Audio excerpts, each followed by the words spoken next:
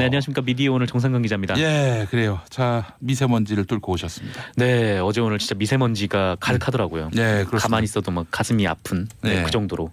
이게 저 집에 갔는데 네. 얼굴을 딱 쓰다듬었는데 뭔가가 이게 싹 쓸리는 기분이 들더라고요. 아, 그건 피지 때문에 그렇습니다. 아, 그 피스인가요? 아, 알겠습니다. 네. 아, 제가 지성인입니다. 네. 예. 저도 지성인입니다. 건성인도 있더라고요. 예, 네, 건성인도 있고. 예. 건성건성하지 않겠습니다. 건성건성하는 브리핑을 지향하는 돈돈 브리핑. 자, 하베스트 유전.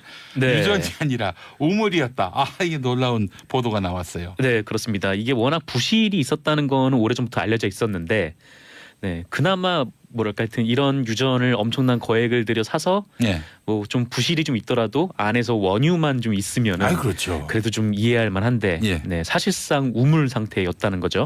그 속은 거예요? 아니면 미리 알고 있었던 거예요? 미리 알고 있었다는 겁니다. 이 세상에. MBC 스트레이트에 나온 보도인데요. 예. 이명박 정부 때인 2009년에 한국석유공사가 무려 4조 5천억을 들여서 이 하베스트와 그다음에 이 날이라는 네. 회사를 이제 샀죠. 정유시설 회사인데 이 날이요. 네. 이게 4조 5천억이라 들여서 샀는데 이 애초에 이게 산다고 했을 때부터 얘기가 굉장히 많았잖아요. 네. 그때 뭐 하베스트하고 날이 2조 5천억이나 되는 그 부채가 이미 있었고 예. 또 2009년 상반기 송실액만 2천억 원이 넘는 그런 상황이었는데 근데 이제 정작 그 이런 회사를 4조 5천억이나 들어 샀는데 거기서 나오는 것도 거의 다 물이었다는 건데요. 이게 왜 미리 알고 있었다라고 볼 수밖에 없냐면 예. 이 내용이 이 석유공사가 의뢰한 석유공사가 인수를 했죠. 이 석유공사가 의뢰한 이 전문업체 보고서에 나오는 내용이에요. 예. 그러니까 여기를 좀 평가 분석을 해줘라고 요청을 했고 거기서 평가 분석을 해봤더니 아 이거 99%가 물이더라. 그러니까 뭐 기름에 물이 섞여 들어간 게 아니라 물 위에 기름이 살짝 떠 있는 예. 그런 수준이었다더라. 예. 라는 보고서가 나왔습니다. 그러니까 예. 이 보고서를 봤겠죠. 석유공사가 발주를 한 보고서니까요. 그러니까 이거를 사실상 우물임을 알고도 이 시설을 4조 5천억이나 들여서 산 것이죠. 예. 그리고 이 과정에서 또 이제 메릴 린치 이름이 다시 언급이 될 수밖에 없는데 예. 이 투자 자문회사인 메릴 린치가 이 석유공사에 이 투자 자문 보고서를 줬어요. 예. 이게 이름이 프로젝트 에르메스였지 않았습니까? 예, 그래서 예, 그게 예. 또 논란이 됐는데 이 에르메스라는 게 그냥 명품 브랜드인 에르메스를 의미한다고 해서요. 예. 좀 뒷말을 낳기도 했는데 예. 어쨌든 석유공사는 이 메릴 린치 보고서를 근거로 하베스트를 4조 5천억 원 정도에 이제 매입을 해도 괜찮다라는 네.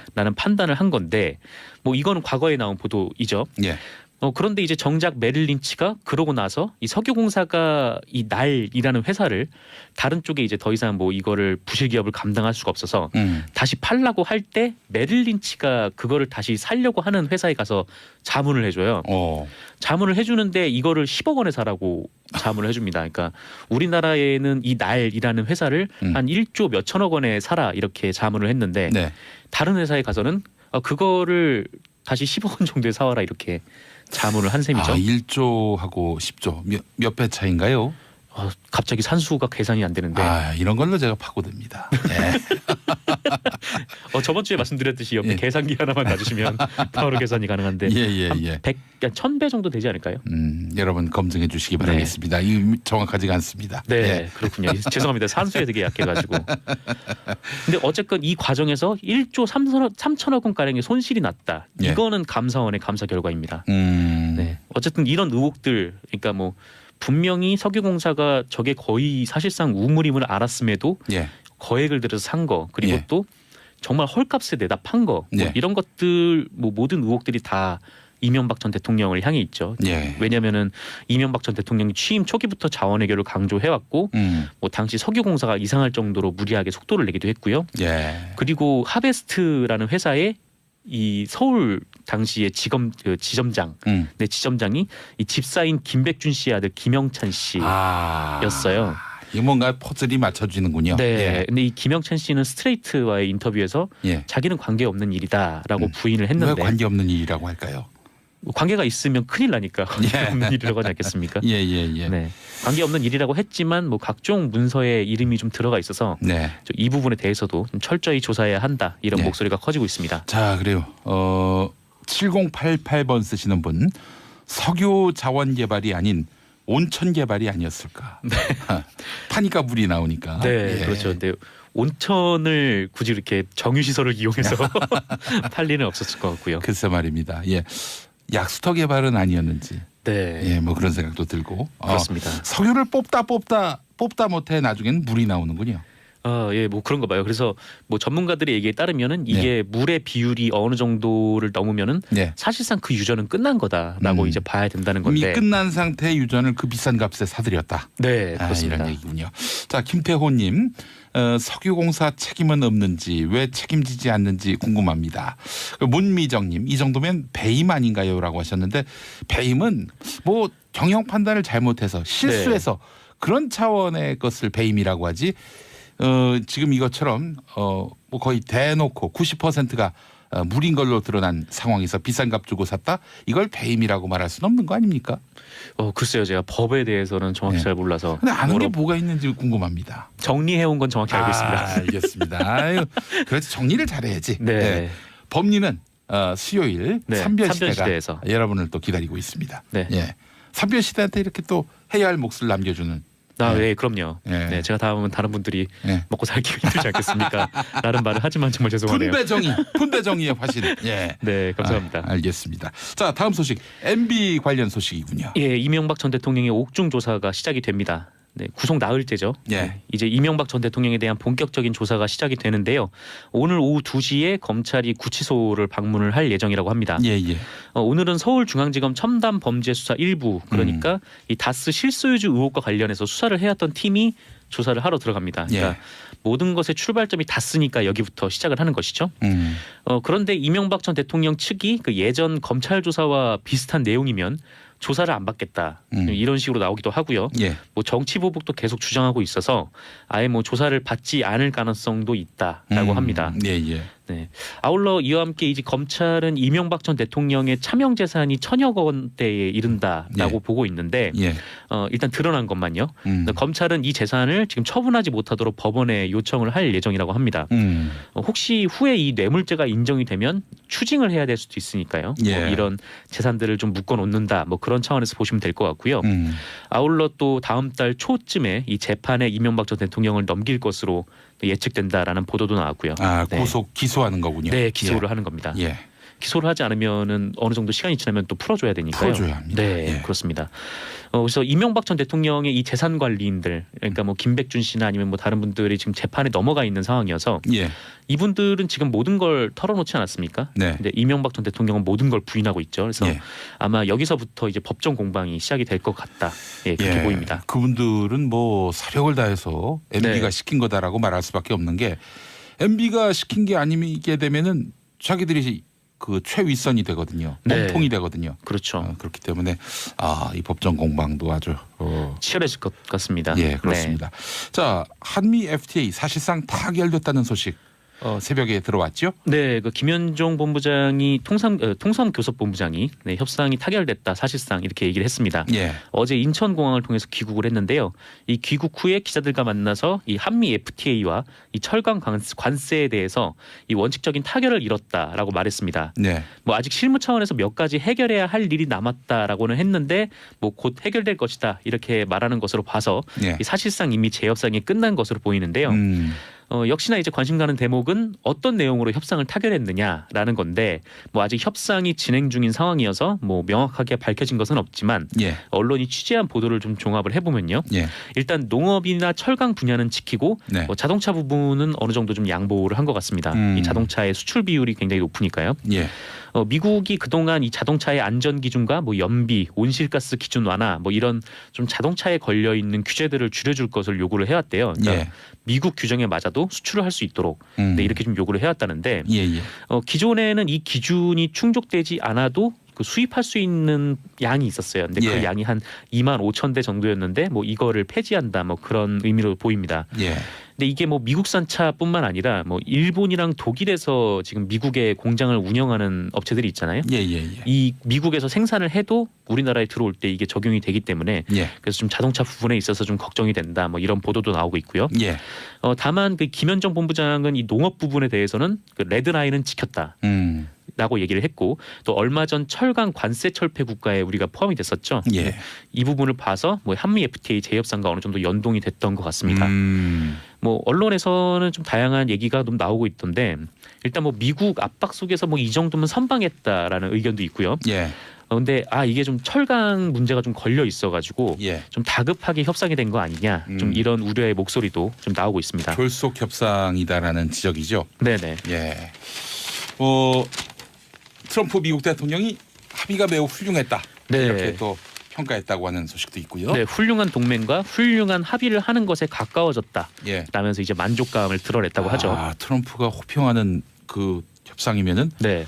우리가 그렇게 잘한 협상인 건지 하는 생각도 드는데 네. 일단 뭐 그런 생각이 좀 들기도 하는데 예. 근데 어떨 때 보면은 뭐 기존의 그 태양광 수입 관세를 강하게 매겼을 때 예. 그 오히려 미국에서 역효과가 막 나지 않았었습니까? 그렇죠. 네.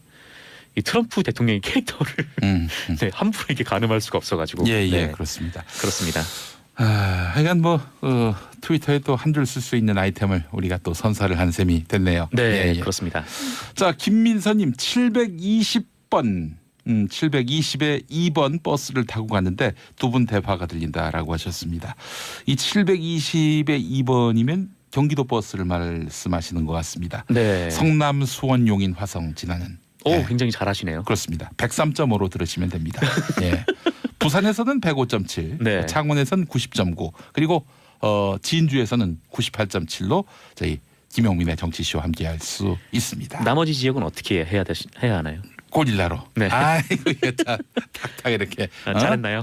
너무 장단이 잘 맞습니다. 네, 예. 감사합니다. 그래요. 저 다음 소식 우리 공연단이 이제 평양에 가는데 4월에. 네. 거기서 무슨 노래를 부를지 이 윤곽이 드러났어요. 네, 관심사였죠. 네, 일단 날짜는 확정이 됐습니다. 4월 1일에 동평양 대극장에서 나만의 단독 공연이 있고요. 네. 이 4월 3일에는 류경 정주영 체육관에서 북한과의 협연이 있습니다. 예. 이 공식 명칭은 남북평화협력기원 남측예술단 평양 공연이고요. 이 공연의 제목은 봄이 온다. 입니다. 제목이 참 좋죠. 네.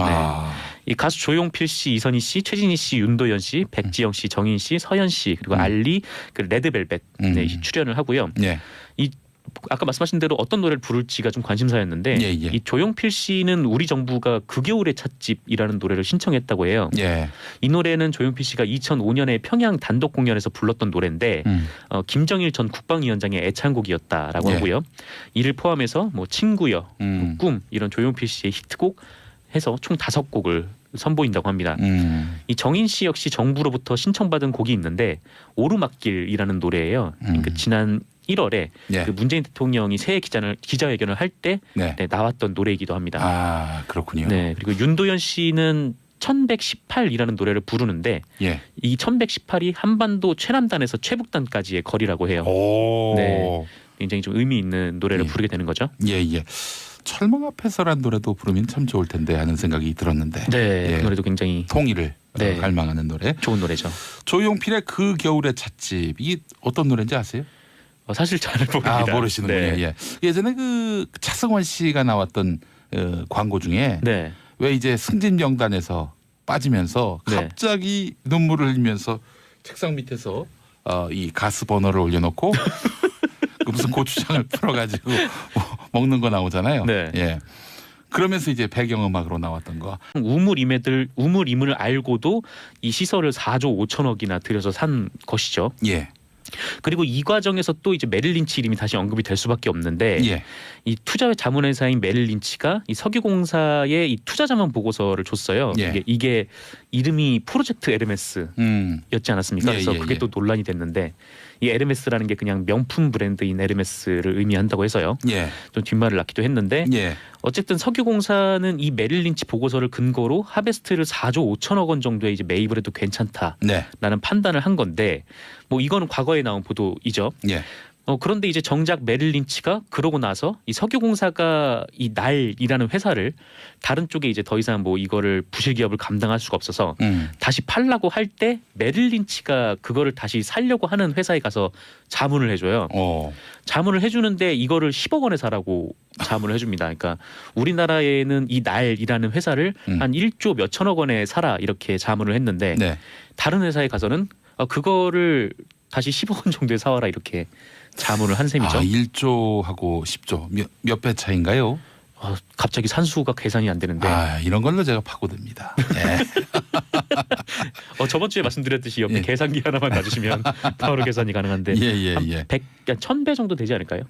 여러분 검증해 주시기 바라겠습니다. 이 정확하지가 않습니다. 네, 예. 그렇군요. 죄송합니다. 산수에 되게 약해가지고.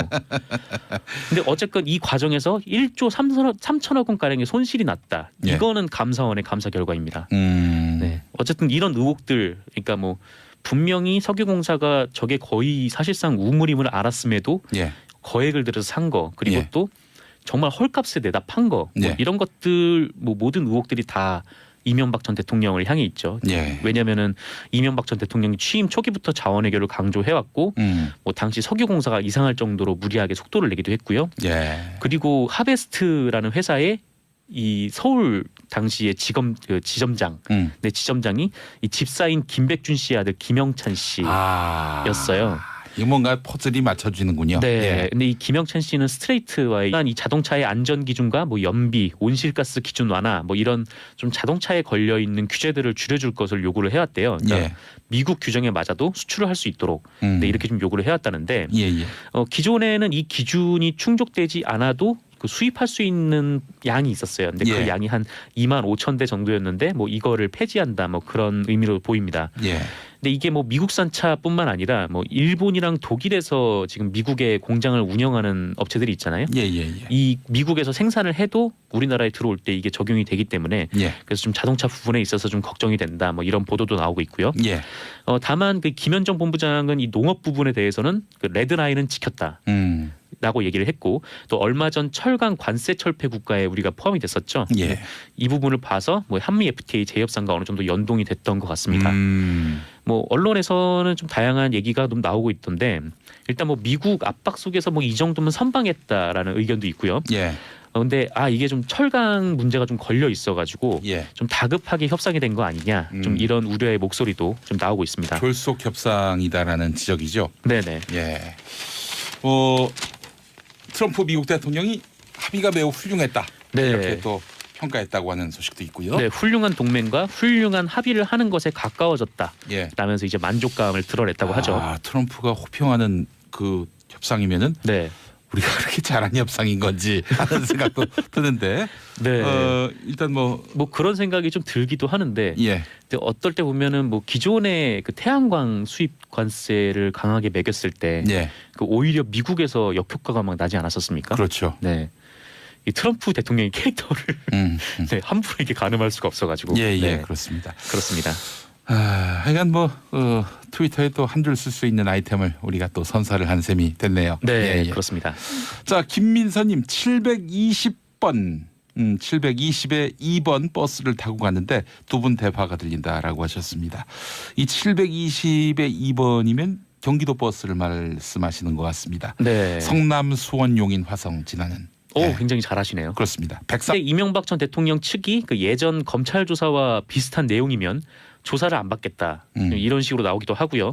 뭐 정치 보복도 계속 주장하고 있어서 아예 뭐 조사를 받지 않을 가능성도 있다라고 합니다. 네. 아울러 이와 함께 이제 검찰은 이명박 전 대통령의 차명 재산이 1,000억 원대에 이른다라고 보고 있는데 일단 드러난 것만요. 검찰은 이 재산을 지금 처분하지 못하도록 법원에 요청을 할 예정이라고 합니다. 혹시 후에 이 뇌물죄가 인정이 되면 추징을 해야 될 수도 있으니까요. 뭐 이런 재산들을 좀 묶어놓는다. 뭐 그런 차원에서 보시면 될 것 같고요. 아울러 또 다음 달 초쯤에 이 재판에 이명박 전 대통령을 넘길 것으로 예측된다라는 보도도 나왔고요. 구속 기소하는 거군요. 네, 기소를 하는 겁니다. 기소를 하지 않으면은 어느 정도 시간이 지나면 또 풀어줘야 되니까요. 풀어줘야 합니다. 네, 예. 그렇습니다. 그래서 이명박 전 대통령의 이 재산 관리인들, 그러니까 뭐 김백준 씨나 아니면 뭐 다른 분들이 지금 재판에 넘어가 있는 상황이어서 예. 이분들은 지금 모든 걸 털어놓지 않았습니까? 네. 근데 이명박 전 대통령은 모든 걸 부인하고 있죠. 그래서 예. 아마 여기서부터 이제 법정 공방이 시작이 될 것 같다. 예, 그렇게 예. 보입니다. 그분들은 뭐 사력을 다해서 MB가 네. 시킨 거다라고 말할 수밖에 없는 게 MB가 시킨 게 아니게 되면은 자기들이 그 최윗선이 되거든요. 네. 몸통이 되거든요. 그렇죠. 그렇기 때문에 이 법정 공방도 아주 치열해질 것 같습니다. 예, 그렇습니다. 자, 한미 FTA 사실상 타결됐다는 소식 새벽에 들어왔죠? 네, 그 김현종 본부장이 통선교섭본부장이 네, 협상이 타결됐다 사실상 이렇게 얘기를 했습니다. 예. 어제 인천공항을 통해서 귀국을 했는데요. 이 귀국 후에 기자들과 만나서 이 한미 FTA와 이 철강 관세에 대해서 이 원칙적인 타결을 이뤘다라고 말했습니다. 네. 뭐 아직 실무 차원에서 몇 가지 해결해야 할 일이 남았다라고는 했는데 뭐 곧 해결될 것이다 이렇게 말하는 것으로 봐서 예. 이 사실상 이미 재협상이 끝난 것으로 보이는데요. 역시나 이제 관심 가는 대목은 어떤 내용으로 협상을 타결했느냐라는 건데 뭐 아직 협상이 진행 중인 상황이어서 뭐 명확하게 밝혀진 것은 없지만 예. 언론이 취재한 보도를 좀 종합을 해보면요. 예. 일단 농업이나 철강 분야는 지키고 네. 자동차 부분은 어느 정도 좀 양보를 한 것 같습니다. 이 자동차의 수출 비율이 굉장히 높으니까요. 예. 미국이 그동안 인터뷰에서 예. 자기는 관계없는 일이다라고 부인을 왜 했는데 관계없는 일이라고 할까요?